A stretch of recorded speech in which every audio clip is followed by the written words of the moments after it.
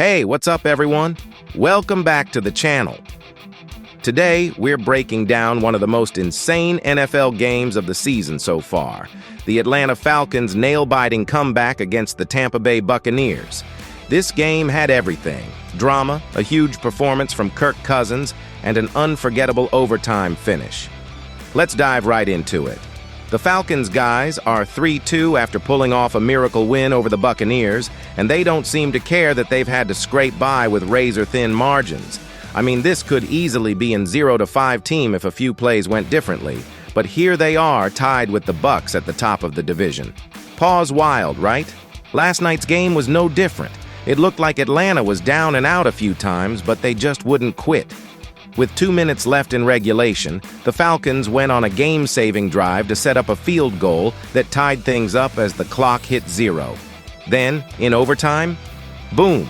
It was over in a flash. A 45-yard touchdown from KhaDarel Hodge sealed the deal for Atlanta.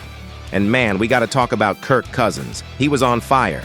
509 passing yards. That's right, 509. Cousins was practically playing catch out there with the Falcons receivers. This was his best game since joining Atlanta, and he picked the perfect time to step up. Let's break down some of the key moments. Let's rewind to the start of the game. Both offenses were moving the ball with ease.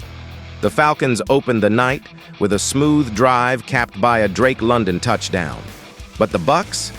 They hit back right away with Mike Evans getting into the end zone. It felt like we were in for an offensive shootout, and we were right. By halftime, it was 24-17 Buccaneers. Cousins already had over 250 yards and 2 touchdowns at that point. On the other side, Baker Mayfield was also putting on a show with 3 touchdowns of his own. And here's something interesting. Neither defense could get a sack in that first half. It was like they forgot to show up. Speaking of Mayfield, his 3rd touchdown was a thing of beauty. He rolled out to his right and somehow squeezed the ball into Sterling Shepard, who was blanketed by the defense. The throw was perfect, and Shepard made the grab in the end zone. You couldn't have covered him better, but sometimes great offense just beats great defense. Now, the second half was a different story. The defenses finally decided to show up, and the scoring slowed way down. Cousins did manage to find Darnell Mooney for another touchdown, but beyond that, both teams struggled to move the ball. Things really tightened up, especially deep into the fourth quarter. Here's where it gets crazy, folks. Just before the 2-minute warning, it looked like the Buccaneers had the game in hand. Bucky Irving was about to get a first down to ice the game when Falcons' safety, Jesse Bates III, reached in, punched the ball out, and Atlanta recovered. Momentum shift, right? Not so fast. The Falcons' offense stalled and Cousins threw a 4th down interception. It seemed like that was it, but Atlanta's defense gave them one more shot, forcing a Buccaneers punt. What does Cousins do? He marches the team downfield with seconds on the clock. He hits Drake London, sets up Younghoe Koo for a 52-yard field goal, and boom, we're going to overtime.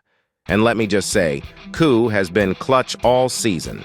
Last week, he hit a 58-yarder to win the game for Atlanta, and this week, he came through again, sending the game into overtime with a 52-yarder.